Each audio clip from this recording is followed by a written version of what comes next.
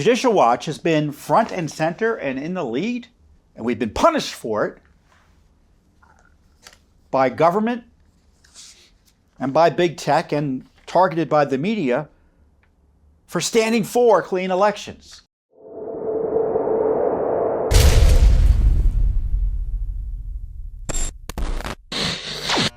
Next up is some good news. Democracy, and I say democracy, and I know people get triggered sometimes when I use the word democracy. I recognize we're a constitutional republic, but I'm using the word democracy because the left likes to use it.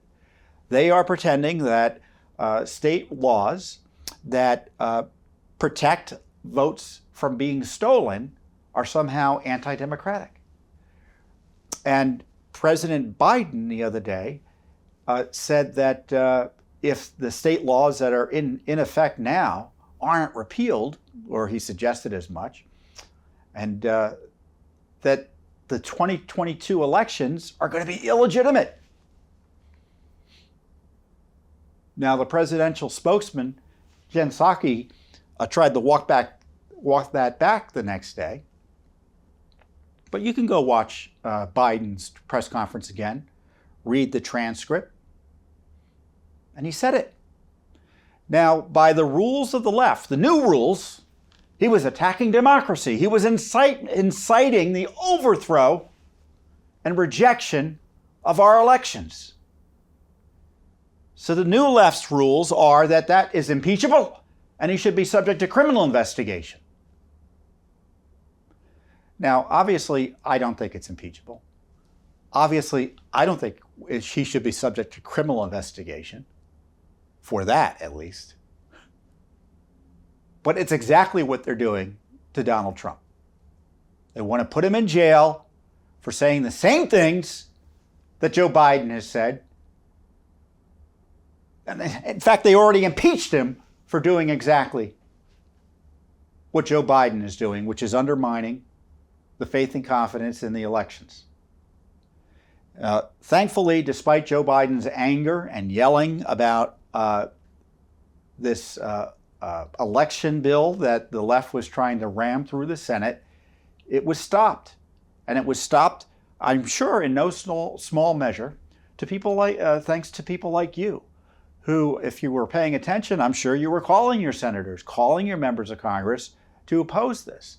Now, what the left was doing is that they were trying to change election laws through federal law that would have resulted in states essentially having their elections run by, a federal agency or the Justice Department. So imagine having the CDC or people like that running your elections in your hometown. That would have been the potential result of these bills. They would have eviscerated voter ID. They would have required unsecure mail-in balloting schemes that would have required votes to be counted days and weeks after they were after election day. Some crazy stuff. And they would have provided oversight opportunities to the anti-democratic left to undermine democracy. So every time you heard voting rights bill, you should substitute that word, because the fight isn't over. You should substitute voter fraud bill, because the bills make it easier to commit voter fraud. Now, voter ID laws, to the extent they exist in certain states, and not enough states have them, and a lot of them aren't even strong enough in the states that do, they would have been severely weakened, if not subject to being thrown out entirely once the left got its litigation hands on them through the new processes and new legal requirements that would have been put in place by this federal takeover of our election systems. But they lost. A majority of the Senate refused to buy it.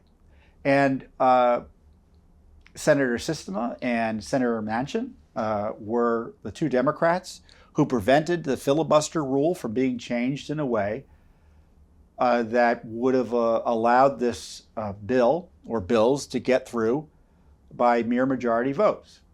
Now, I've always run hot and cold on the filibuster. It's not in the Constitution. It's a rule of the Senate.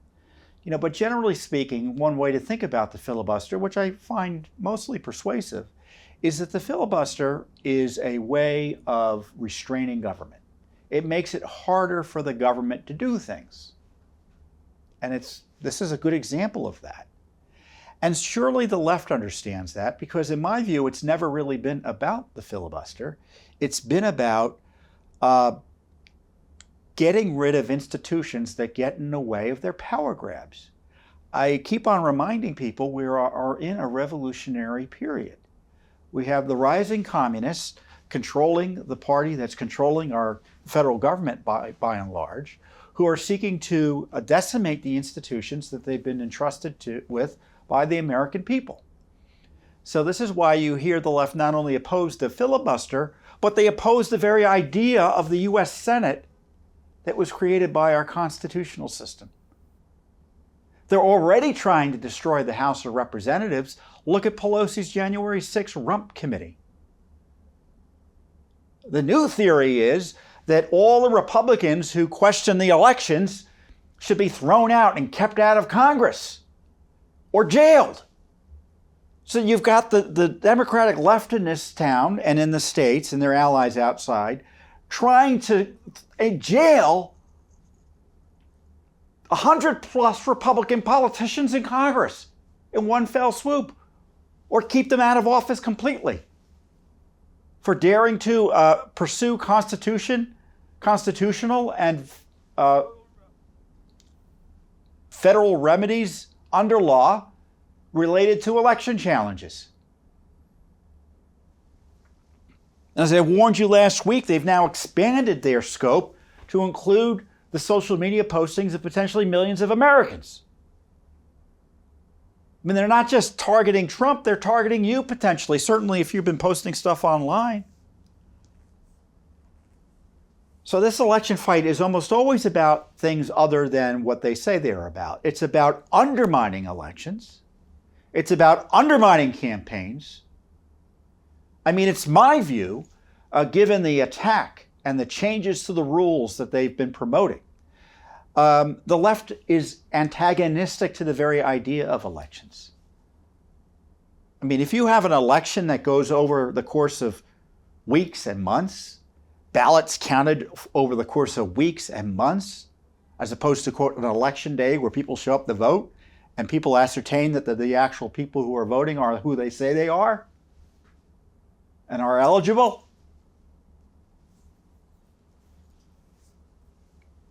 They want to end elections as we know it.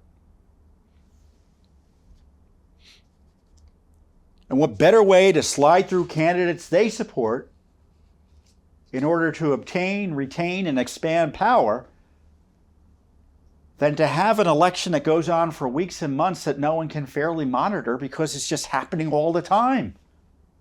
It's like they're having a rolling survey or poll, and all of a sudden you've got someone who, quote, won. So Judicial Watch has been front and center and in the lead, and we've been punished for it by government and by big tech and targeted by the media for standing for clean elections. But we're not backing down. In fact, we testified, my colleague, Judicial Watch senior attorney Russ Noble, testified just this week in the House on election integrity and reform. I think they've had now 7 hearings on that, the left has, in the House. And Judicial Watch, I think this is now our 4th. If you include mine, I think it's our 5th since 2020, testifying to the House in support of clean elections or to the Senate. And Russ was there, and I encourage you, we'll post the testimony later. Encourage you to watch it. Well, first of all, it's all on Zoom, which is necessarily objectionable. In fact, one of the members, Hank Johnson, an extremist from Texas, he was doing the hearing from his car or a car. How do you like that for the way government's working these days? But Russ made the point that one of the big lies out there is that these election security issues or security measures, such as voter ID, that 80% of the country support, has nothing to do with suppressing the vote. In fact, minorities that allegedly are the target of these voter suppressions, their turnout is increasing dramatically. And so much so that they're increasing, that the minority turnout is better in the bad southern states with these restrictions that are supposedly so suppressive than they are in the old northern states and northeastern New England states.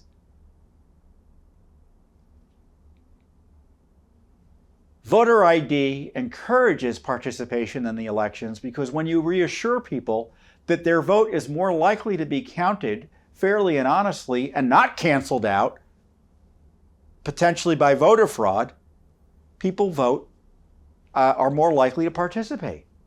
That's why these rules are important.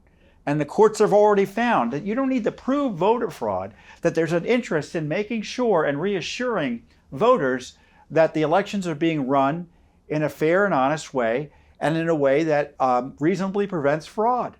Because if they're not, people won't participate. And secondly, the other big issue that Judicial Watch remains involved in, and we've been pursuing, as I've been telling you, is cleaning up election rolls. There's a new poll out by Rasmussen. So it's 80% in favor of voter ID, 85% in favor of cleaning up election rolls. I mean, you wouldn't know that from the fights we've had in courts throughout the land against the extremist left who come in and tell us it's the worst thing you could possibly do, which is to take people who aren't supposed to be on the rolls off the voter rolls so there are lesser opportunities for fraud. They oppose that.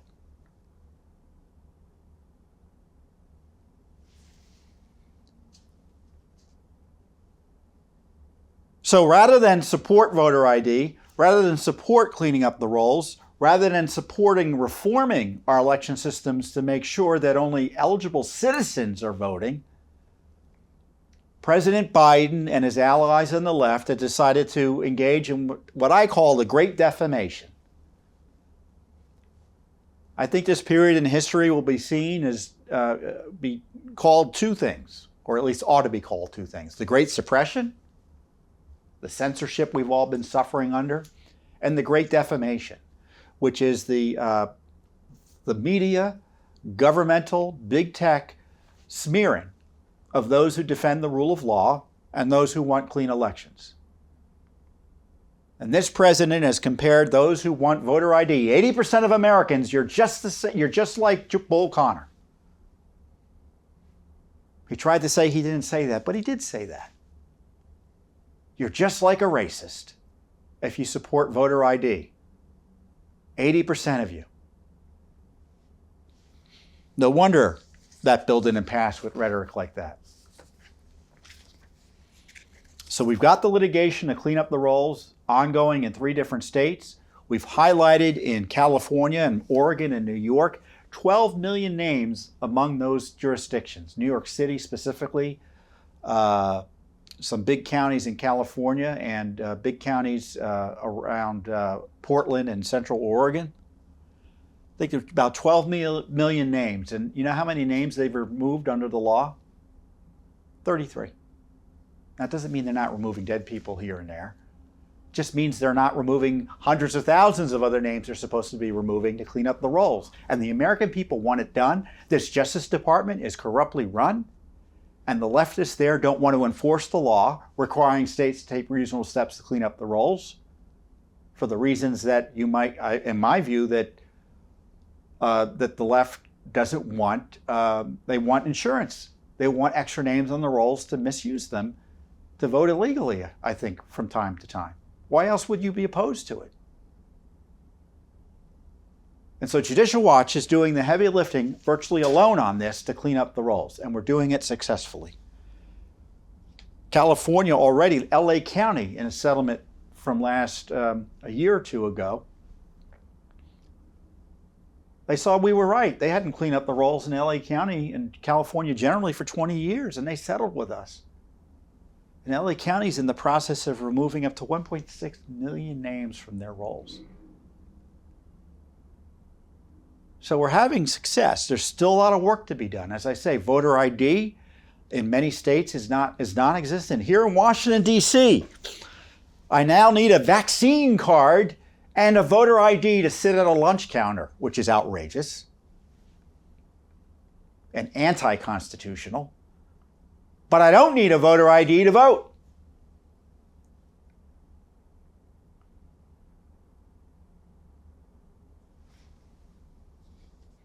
So they support requiring an ID of Americans, and in the case, literally, a photo ID to eat, but not to vote.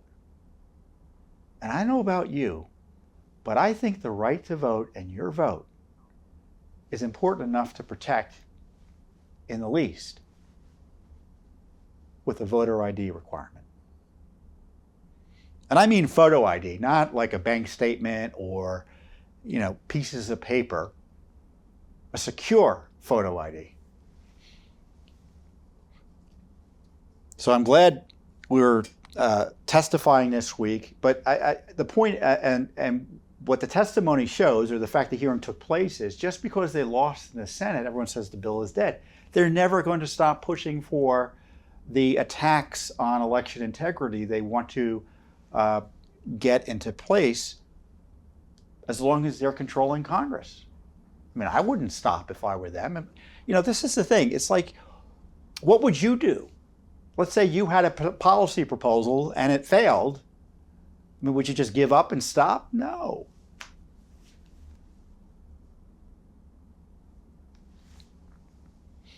So the left isn't going to stop.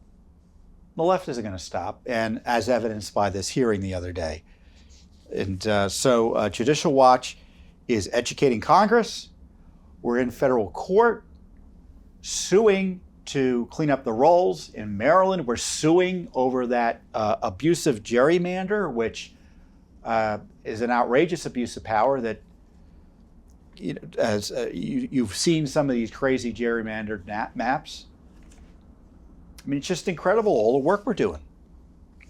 And someone's got to do it, and we're proud to be able to do it. And as I remind everyone, or I try to remind you from time to time, we're only able to do it because of your support. And I encourage you to continue supporting Judicial Watch if you value your right to vote. Thanks for tuning in.